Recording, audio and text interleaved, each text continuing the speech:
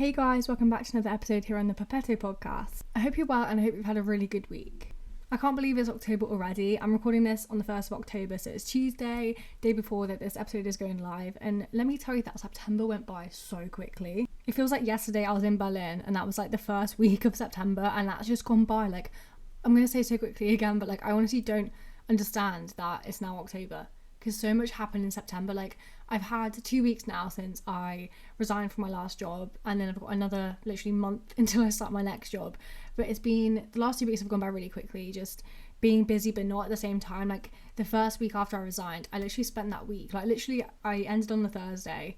The Friday I don't actually know what I did. I think I just had a chill, and then over the weekend my parents were away, so me and my sister just like got rid of everything. She came back from uni in like July, like she finished her degree, so we had so much shit to go through still, and we like got out our bedrooms, all of our uni stuff that was in the carport and the garage still. Like, we just got rid of everything, went to the charity shop because I was going to sell loads of stuff, but I was like, I cannot be asked to sell it.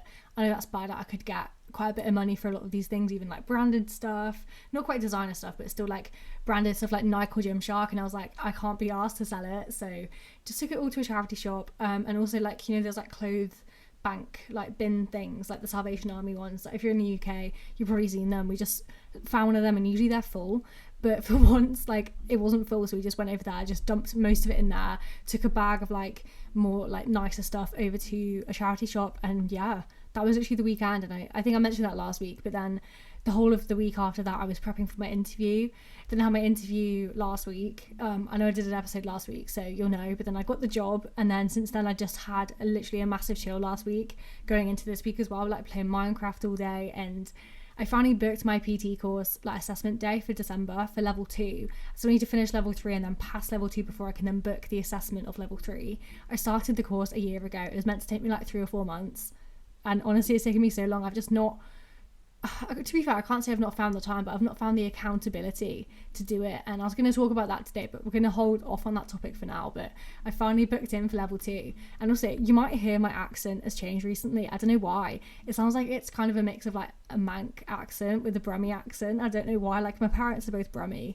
If you don't know where that is, that's Birmingham in the UK, black country, like they're born in Dudley. So my accent is just all over the place at the moment. I don't know why, because it sounds like Northern but also Brummie. So if you're like, who is speaking right now, it is me, but it's just a very weird accent that I've got right now. I don't know why. But yeah, so I've just spent the last few weeks just having a big rest, and I actually just can't listen to my voice right now. I don't know why, but yeah, but I've had a big rest the last couple of weeks, which has been so lovely.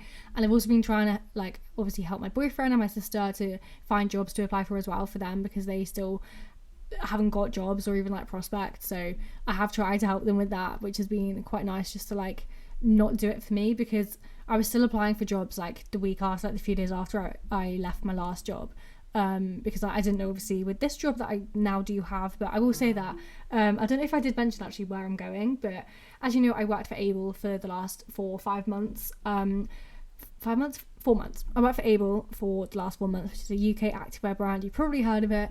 It was founded by one of the founders of Gymshark as well. Like, they left Gymshark to like found Able, which is so cool. I worked there for a few months.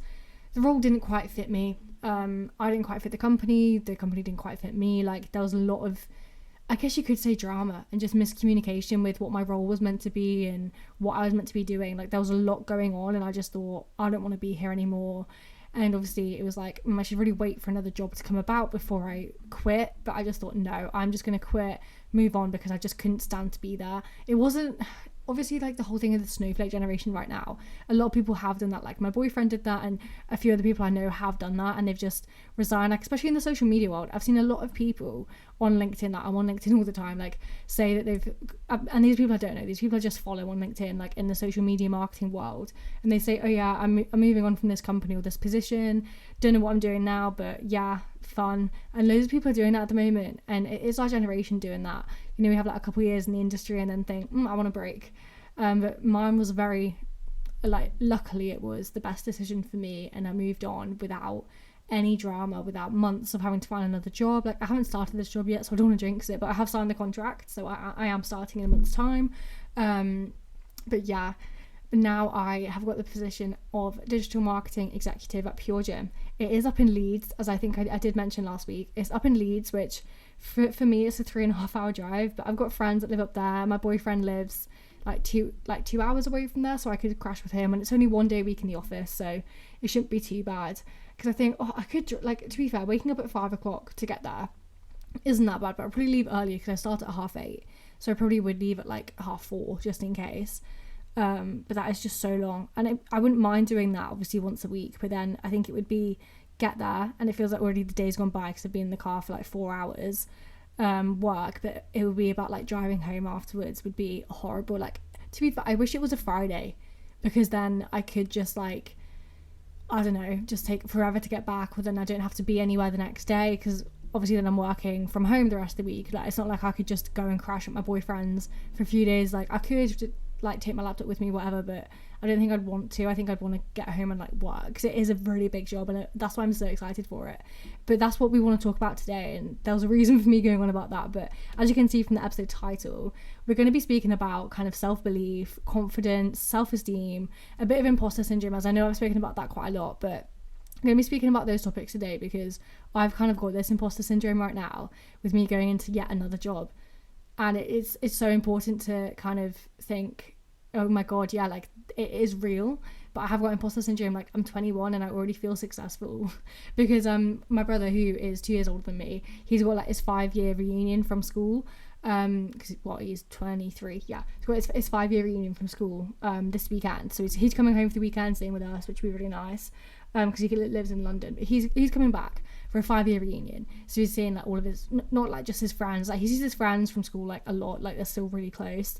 I'm not really with my friends, I've got a couple, but he's still really close. But obviously like most of the year group is going, because it's the 5-year reunion. Even if you didn't like a lot of people in your year, you're still gonna go, really. Like, I'm so excited to go to mine in a couple of years, but I've just been thinking about that and think, would I want to go to it? Because my sister's like, I only want to go if I'm successful, which I get, because obviously she's been in uni for 3 of the years, she's not really done anything yet, whereas I have, which is so cool. Like, I'm so excited. Like, in a way, before that, I've got 2 years, a deadline to get this podcast, my blog, to like take off. Like, that is my plan. I've got 2 years to do it, and I want to do a YouTube channel as well. That is coming soon. I will start filming my podcasts. I was meant to start back in like May, because I bought a whole sign for it. I've got a studio, I've got a space, but I've just not done it, so it's very annoying. But all of that, like, obviously, okay, I always say don't compare yourself to others. You don't need to show off your success to others at all, but it is that kind of fine line between confidence and arrogance. I'm just going to get straight into it. Like, there is a huge line between the two, and I have done an episode and a blog post about this.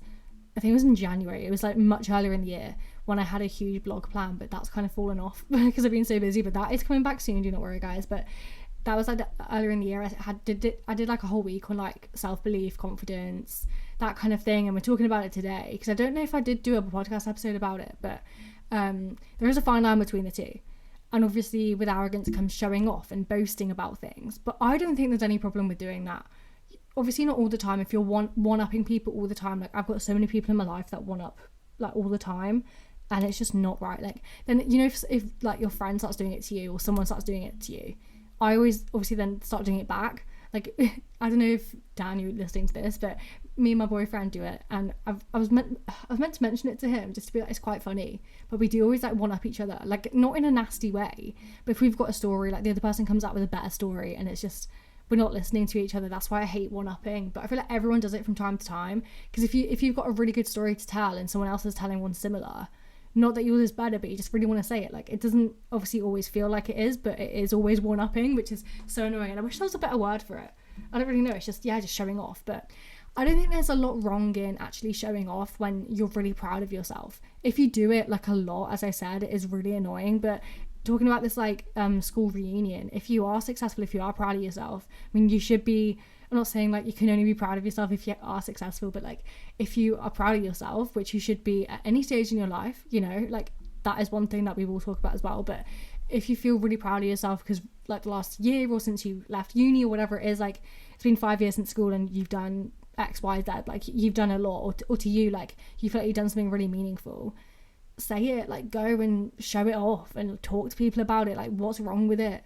Obviously it might come across as arrogant to some people, but to me it comes across as confident, and that's what I'm kind of leaning into, because going into this new job, it's a bigger role. They already seem to like me, but sometimes I hide behind things and I'm not confident. Like, again, I look back to who I was this time last year, an intern in my first like job in the social media world. I had other like little jobs, like little projects in the past, like paid projects that I did, like the podcast job, the student blogger job as well, like little kind of side things that I did. Obviously I had that was my first job in like the professional workplace, and I was an intern. And I looking back, I always forgot that I was an intern because I wasn't pulled into the big meetings. I wasn't doing anything. I was just there making graphics and uploading stuff and writing captions. Like, that's all I did. But then when I went full time in February, like, I was so much more involved. I was in the big meetings. I had one-to-ones with the CEO because he knew that I had potential, and it took a while to get there. And I always moaned like, oh, I'm not in this meeting, or I'm not in this expedition project, or like, I'm not doing this, I'm not doing that. And I was like the only one in the team that wasn't part of things. But then I realised I'm an intern, and I didn't realise that at the time. And it took like a month from when I went full time to actually them to realise my worth and potential. But that's because I didn't pull up on it and I didn't say anything. Whereas then when I moved to Able, I pulled up on it too much, and I was kind of too confident in some ways. Like, that's a big lesson that I've learned. I've learned that in a company, especially a big trendy company where they don't want any say. Like, they say that all these like young companies at the moment, like, they always want new ideas, new like new ideas to do, new plans, new like ideas, systems, whatever it is. Like, you are young, like, you come in and you say, oh, let's do this, let's do that. They like it, but they don't want you to come in and change it. Like, you shouldn't expect for them to change it. And I went into the role, and I'm not going to talk about it, I've spoken about it before, and obviously I don't want to slag them off, but I went into the role as the only person in like the German field in this role. And like in the whole company, I was the only one that spoke German, only one that knew anything about the German market, even though I didn't know a lot, but I knew way more than everyone else there because no one else knew anything. But they just didn't listen to it, and that pissed me off. Like, yeah, there is an extent of they should listen to it if I'm saying it, but then my dad, who's been in business his whole life, was just like, they don't have to listen to you, and they don't want to listen to a 21-year-old. Like, you have no experience in their eyes, you are young. Like, even if you do have a bit of experience, you have a year's worth, Ellie. Like, that's not a lot at all. And I was like, that is right. But at the time I was like, no, like, they should listen to me. So I left. Even if I did realise that I was a bit in the wrong and thought, oh yeah, like, I'm confident, they should listen to me, I have the knowledge. Even if it was the other way around, like, I still would have left, you know what I mean? And even if they did listen to me, it wasn't the right environment for me. Like, they didn't want you to grow, they just wanted you to like sit and be told what to do, which I know is the workplace, it's the corporate workplace, it's any workplace.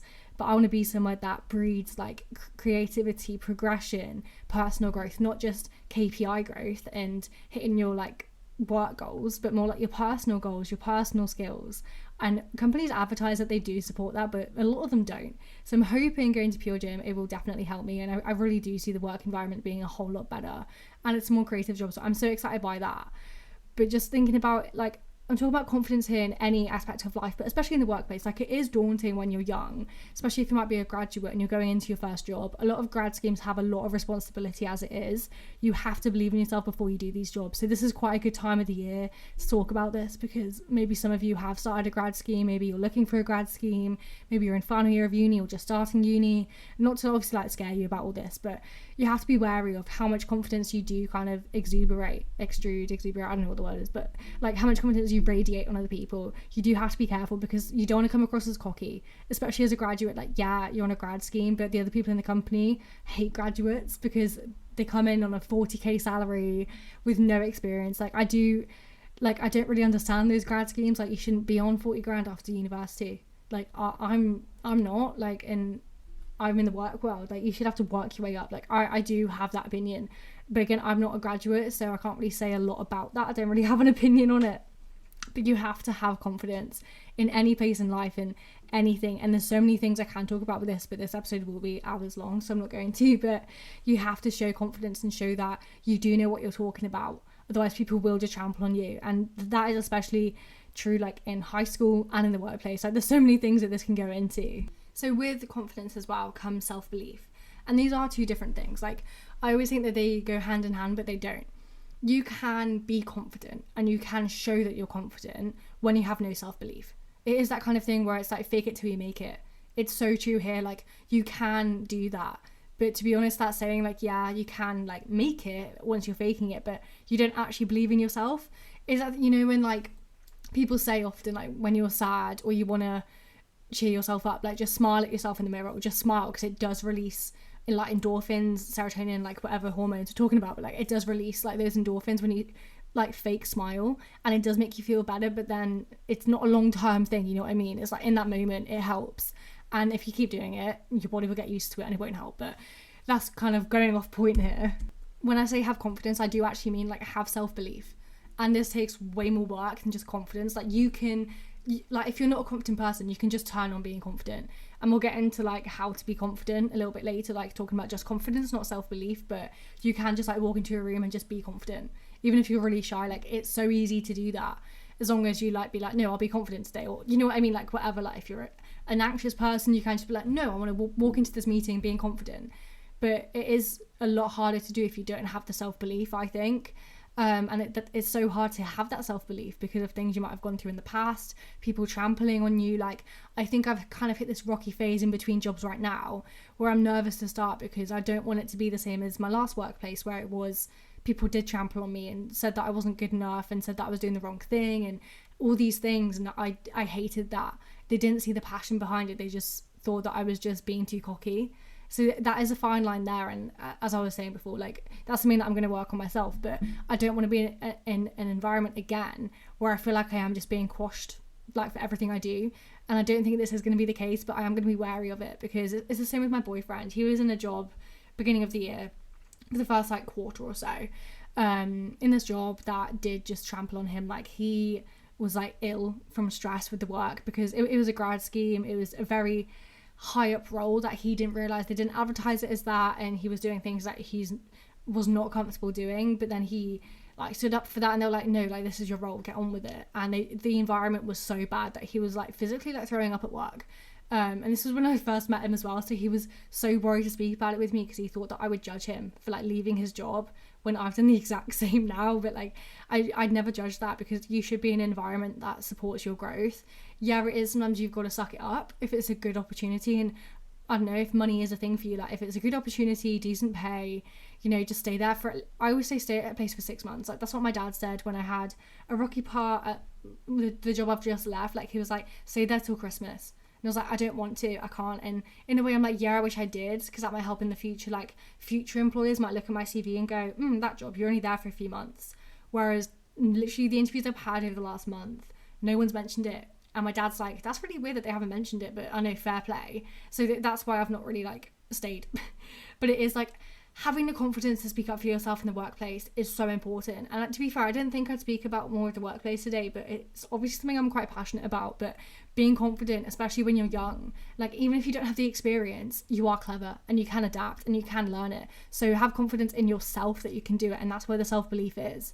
Like, yeah, it's one thing being confident, like being portrayed as confident, but also have confidence, i.e. belief in yourself that you can do it. If sometimes you are doing this fake it till you make it, where you get given a project and a deadline and you're like, I have no idea how to do any of this, I don't know like what any of this is about, and you're like, I don't know what to do, I'll just fake it till I make it, just put on a smile being like, yeah, I can do this. You need to have belief that you can do it, and then actually put the work in to do it. You can't just be like, oh, I believe in myself again, like manifesting. You have to put the work in, you have to do it, which a lot of people don't really understand.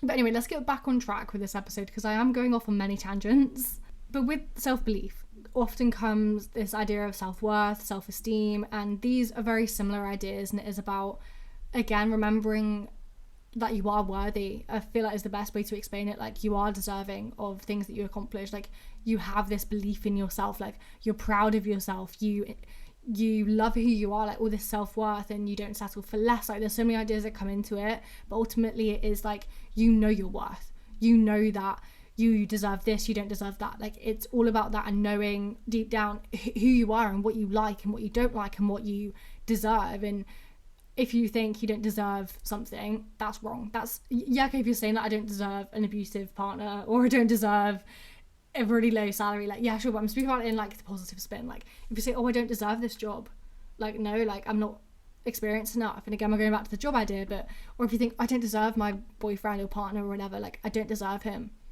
or her, like, I don't deserve them.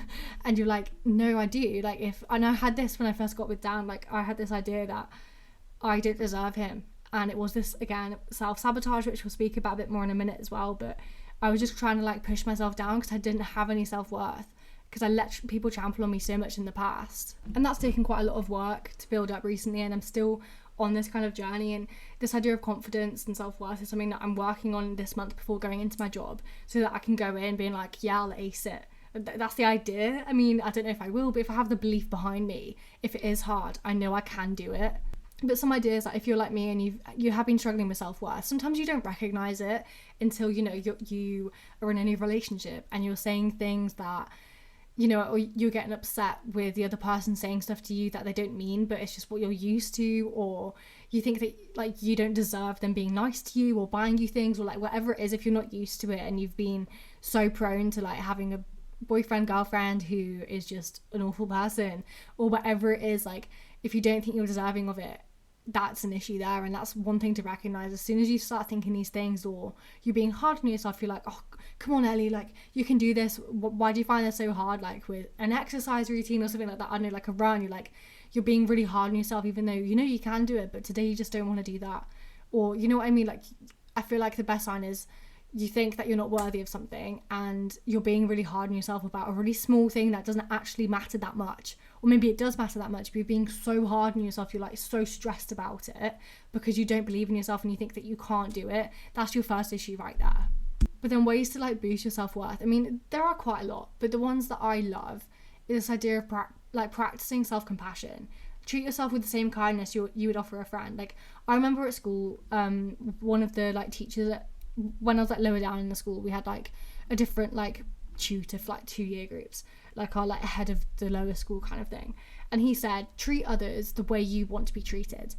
But at the time I was like, yeah, okay, that is true, because at that age you're going through puberty, like friends break up, like you're being a bitch, you're being horrible to friends, there's bullying going on, there's those kind of things. And yeah, okay, sure, it's good to teach kids, but then turn it back around with those that are going through like a self-help journey, self-care, self-love, healing, self-worth, all of that.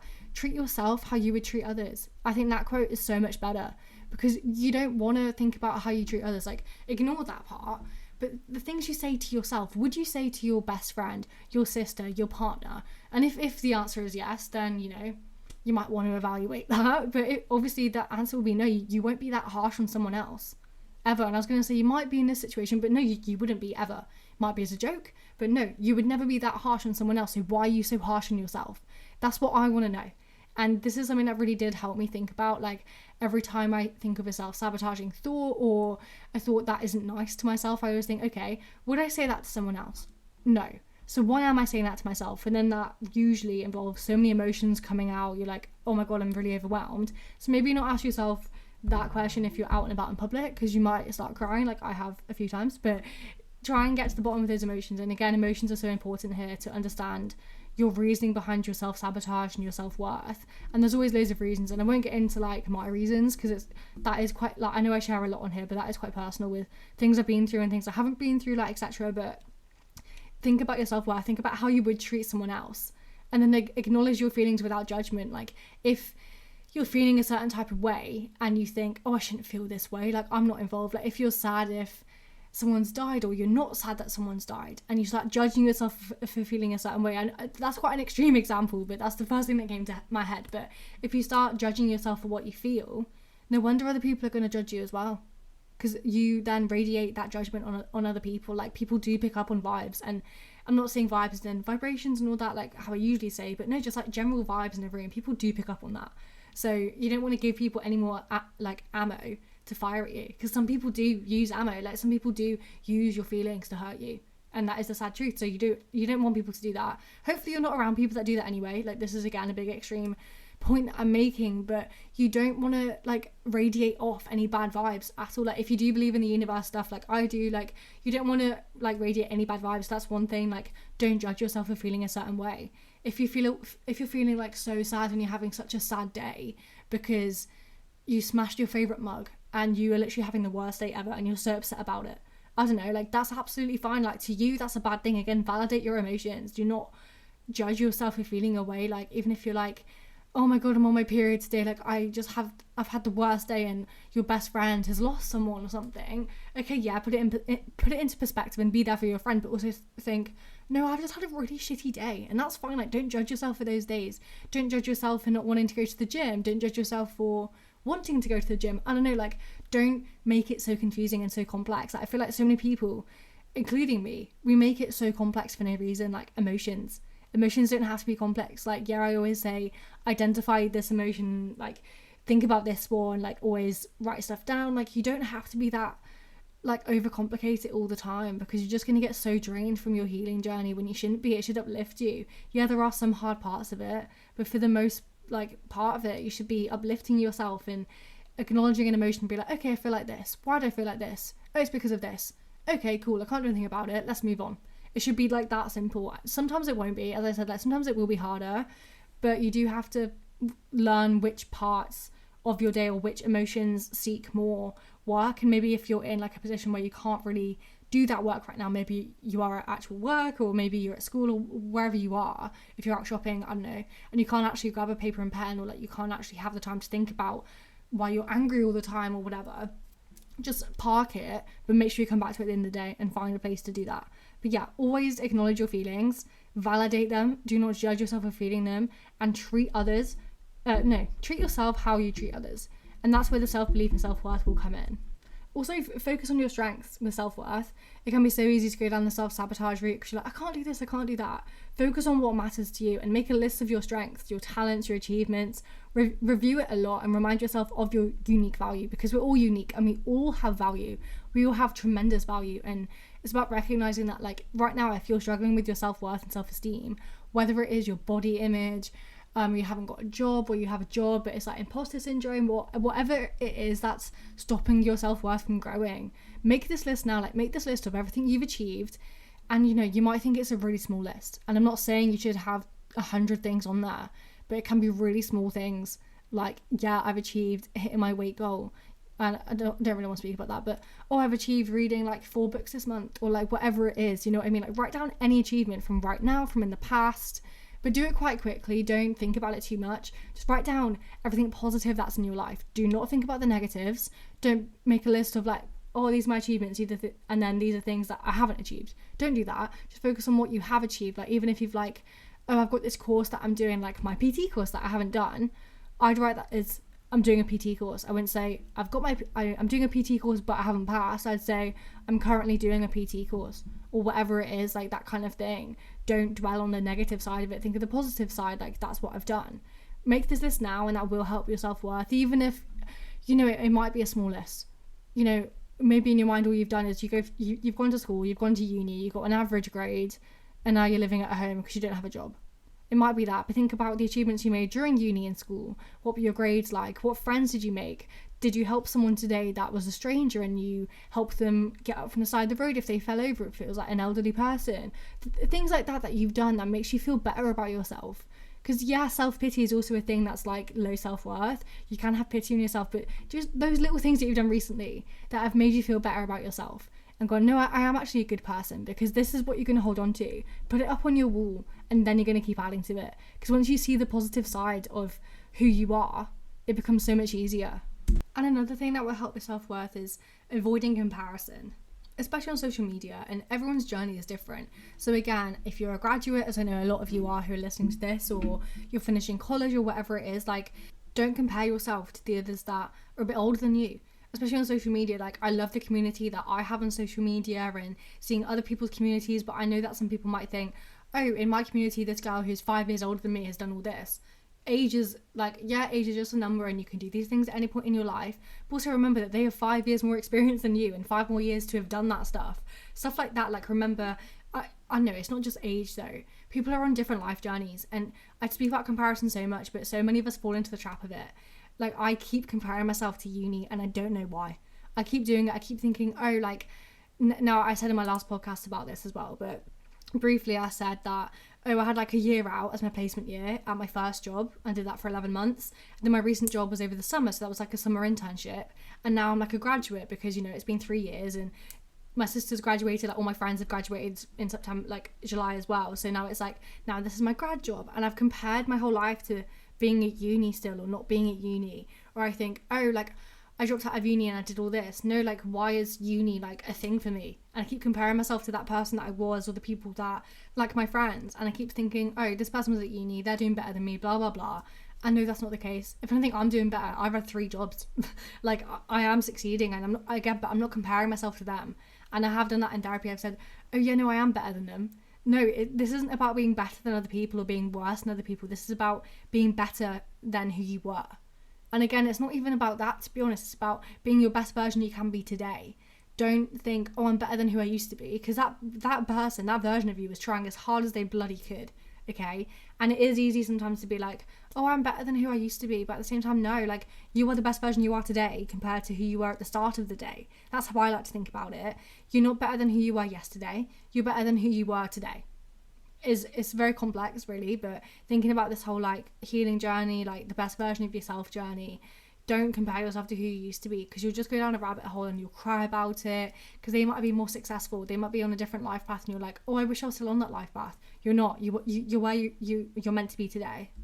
And when it comes to, like, imposter syndrome, as this comes a lot into self-worth, there's so many ways that you can go around it, and I'm aware that I've spoken about it quite a lot, but I haven't really given ideas and, like, advice on how to deal with it, because it's so common. And that's the first thing to remember, like, recognize how common it is. Like, so many of us think about this, especially those, again, going into work again, but a graduate going into a high paying job, and they're like, I'm so out of my depth. But I mean, I've got my opinions about those things, but at the same time, you put the work in, you got the job.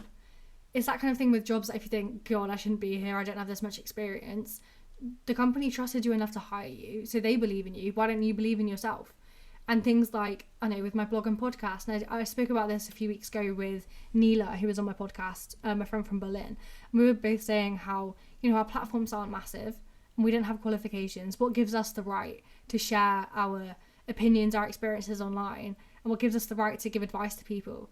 Nothing gives us the right. No, but we can, because we want to, and we want to help people. I'm not qualified to do this. I'm not qualified to give most advice I give out, but these, as long as you're aware that these are just my opinions and my own experiences, I don't really care, because yeah, I could put disclaimers on everything saying this is just my opinion, but I'm guessing you're listening to this all the way through, and you know that it's just my opinion with everything I'm saying. Like, it's this imposter syndrome with that is like, so what?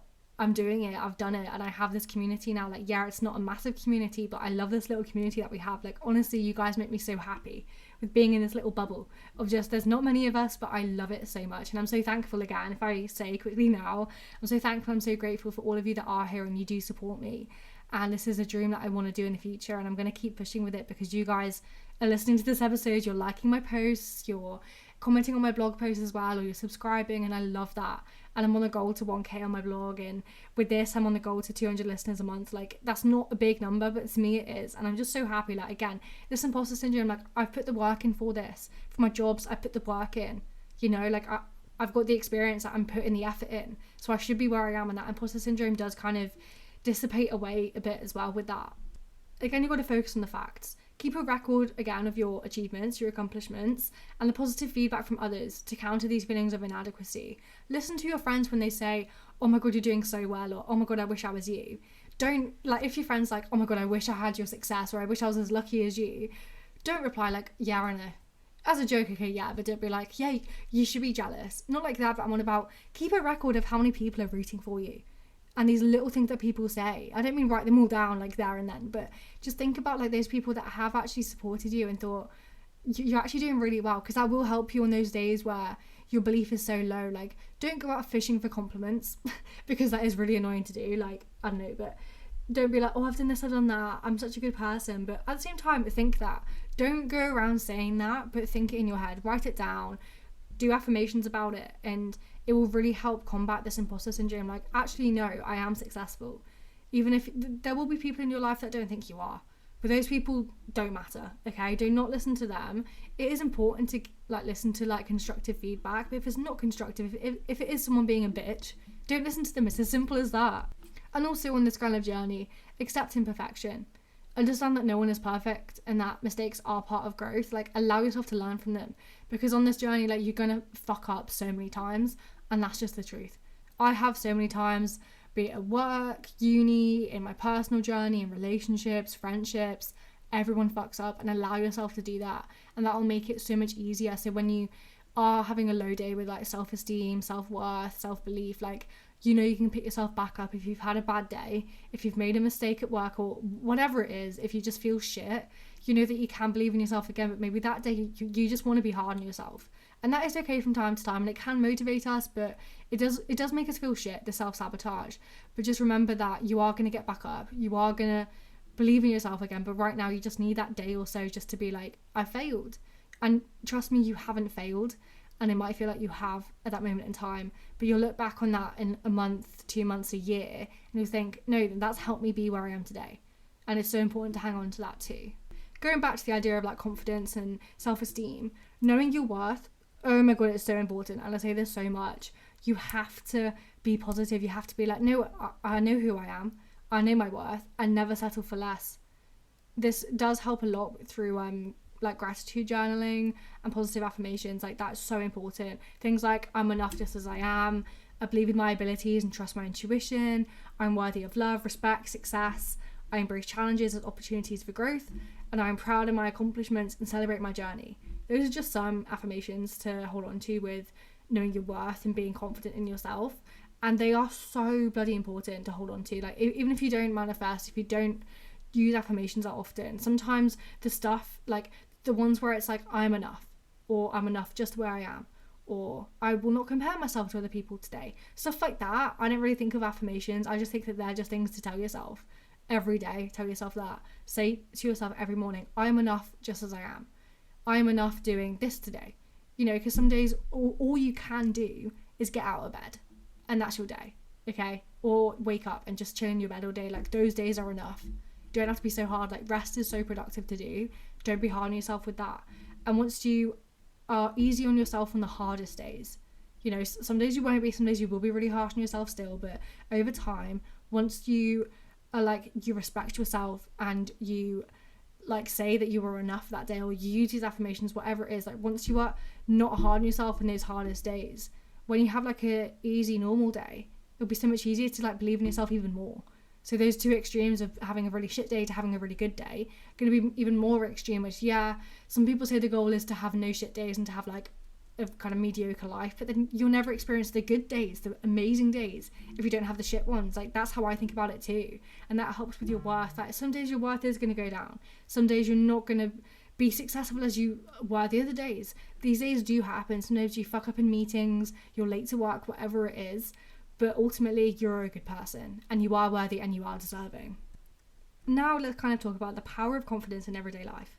And this is going to sound a bit cringe, but I kind of want to share my ideas and advice on how to be more confident. I'm speaking more about confidence, like kind of the fake it till you make it one I was saying earlier, rather than the self-belief. Self-belief is hard, as I've said. You've got to address self-sabotage, imposter syndrome, self-worth, self-esteem, all these other things like comparison, body image. Like, there's so many more things to kind of unravel with that, and we've kind of talked about it briefly, but if we're speaking about it more now on a light-hearted, more fun way with confidence, there's so many ways that you can like exert, not exuberate, it's exert, isn't it? Yeah.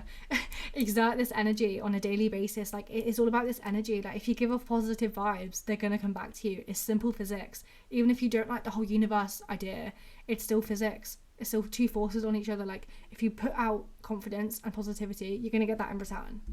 And these tips and tricks for confidence are things that I'm working on and going to be using when I start my new job. Again, because I'm a 21-year-old, I'm young, you know, I don't have as much experience as other people in the company, but I still want to turn up being confident. Again, not arrogant and cocky, but still confident. And the first thing I would say is your posture. My back and neck, as I said in my last episode about stress, they've been so painful recently. And I've actually realised I'm sat in the car, because I drive around quite a lot. I'm sat in the car on an angle with like my kind of like left side, like I'm more in the left side of the seat, and I'm like twisted, and then I'm sat on my chair at home like more, because obviously I'd be in the office 3 days a week, or be like at the gym, or like walking around. I've been sat on my desk quite a lot recently because I've been playing Minecraft and also like doing podcasts and stuff, and doing client work, but I've been sat on my desk quite a lot, and my chair is horrible, so that's kind of wrecked my posture. And my posture's always been bad, even though I do go gym. Like, the gym does help with posture, but posture is so important for confidence, because it also makes you feel confident. You don't just look it to other people, but you walk into a room with your head held high, your back straight, you just feel even better. And also, we are speaking more about the workplace, but when you sit down at work, don't hunch over. And these sound so silly, and they're like, oh, I'll do what the fuck I want to do. But no, like, if you sit with your back straight, your legs crossed, or whatever's comfortable for you, be comfortable, but also be confident. and not sit like some people sit kind of slouched on their chair or the chair far away from the table. No, like sit right by the table, like pen in one hand, like things on the keyboard in the other, like on your laptop. Just have that confidence, like be ready for anything, especially in meetings. Like show that you're ready, show that, you know, if there's notes, like write it down quickly or like stuff like that. Like posture is so important here, and it sounds so stupid, but if you've ever like done it, if you're someone like me who, you know, this generation again, we're sat on our phones, computers all day, our back is arched, like we are hunchbacks and it's really bad, but like as soon as you turn that into like good posture and you just straighten your back up, like I'm literally doing it now, like sat down, I like sit with my back straight and I feel so much more like positive and confident, and that's so important. I don't know why I keep saying this, but it's so important. Eye contact again is good, and I kind of want to talk about dates here and like dating, but I want to do an episode on that because I mean I've got, you know, I can say that kind of thing even though I'm in a relationship, but I want to kind of give some like big sister advice on that kind of thing, which would be quite cool. But eye contact is so important as well for interviews, for even meeting new people, starting a job, even with family members and friends. Like eye contact is so special. And that kind of sounds creepy saying that, but when you can hold eye contact, because so many people can't, and it does feel uncomfortable sometimes. Like I remember at school, like some teachers would just like stare at you when you're talking to them because they had really good eye contact. But eye contact like paired with posture is so important. Like if you have that eye contact like in an interview and stuff, not stare at someone, like you can look away from time to time, but just like have eye contact because it's so uncomfortable, and some people hate it. Like in the interview, one of the people interviewing me like hated it. The other one, like she was really good at eye contact, but this other guy just hated eye contact and he looked so uncomfortable, and I was like, no, I'm going to do that because even in interviews, like it does matter. Don't do it over the top, but yeah, sit up straight. Don't look uncomfortable. If it does hurt, don't do it because you will look like you're in pain. But eye contact is again so important. Again, a smile is so important to kind of just like sit there smiling. Yeah, even in a meeting you're like, that's not professional. Yes, it is. Smile at people, say hi to people. And this isn't just in the workplace. Like I've realised this when I'm walking around town or I'm at a drive-through and want to drive, I smile at people. When I say thank you to people when I'm driving and someone's like let me go, I smile and like mouth thank you and put my hand up. Like I do all of it, even though most people don't even put their hand up and say thank you, which that's my one pet peeve. And I will do my pet peeve podcast because I've actually not done that, and I planned that like a year ago or over a year ago, but we are going to do a pet peeves podcast soon. But I don't really want to do it because it'll be really negative. But anyway, stuff like that, like just smiling at people, again with the eye contact, smile at people. Like I love when I'm walking around town or like I talk to people, in the workplace, wherever you are, you'll feel more confident. Even though if you're an anxious person like me, especially with like social anxiety, you can feel like so anxious sometimes to speak to people. Even just ordering a coffee, I get really nervous about. Or again in the gym, when I'm asking someone if they've got like one set left or how long they'll be, or can I use that bench or stuff like that. Like I get really nervous with that. But what's the worst that could happen? Someone can say no. Yeah, okay, whatever. No is no, cool. It's a word. It's not going to hurt you. Someone might shout at you, you know, that does happen, but for the most part people will probably say yes. People will probably help you. Just go out there and just speak to people. Don't be afraid of speaking because there's nothing bad that can happen. Okay, the worst thing is that you can end up going to someone who's a serial killer. I don't know. You know, there are people like that in the world, but whatever the case is, like go up to people and speak to them, smile at them, wave at them. Like you can do these things, like nothing bad is going to happen, and that will show how confident you are. Like at school I wasn't like that. I was quite shy. I didn't like speaking to people. My sister had to order my coffee literally when I was 17. Like if we went to like even like Starbucks, which is like easy to do, she'd do it for me because I hated doing it. And like yeah, I do get anxious still driving around new places, going into new places, traveling. Like I do get anxious about those things, but at the end of the day I just do it. Like I was in Berlin speaking fluent German. Like I was in this taxi because obviously like my last job was German. Like I do have a diploma now, not a full degree, but I did get a 2-year diploma in languages, and I've been studying them since I was 12 years old. So I was leaving my friend's house to go to the airport on my way home. The flight was delayed by 5 hours, but anyway, I got an Uber, and the airport was like half an hour away from where she was. Like she was kind of like on the outskirts of Berlin, but so half an hour away, and got on the Uber. And I got in and it said like the airport like on his phone. I always double check that, and they usually ask where you're going. And we're like driving, and he pulls over literally 5 minutes into the journey and says thank you, whatever. Like I'm not going to speak in German, but he said like thank you, and I went no, I'm going to the airport. And he was like no, like your stop is here. And this was all in German because I was like, do you speak English? He was like no. And I have actually realised a lot of people with like taxi drivers, they all speak English. No, they don't speak English, which it is annoying because I can speak German, and obviously I don't expect them to speak English, but in Germany most people do speak English, so when it doesn't happen I'm like, like even like especially in Berlin, a lot of people there, like there are a lot of Americans like working in the cafes and stuff. Most people will answer you in English. If you order it in German, they'll answer you in English because Berlin is so multicultural. It's a capital city, it's one of the biggest capital cities in Europe. It's very English, which is kind of annoying, or very American I should say. But so anyway, like I pulled over in this taxi and I was like literally not arguing because it was Uber's fault. Like something happened and we both were like, I don't know what to do, and he was like, well, I've got another ride now, like I can't really wait with you or help you. I was like, no, it's fine, I'll get another Uber.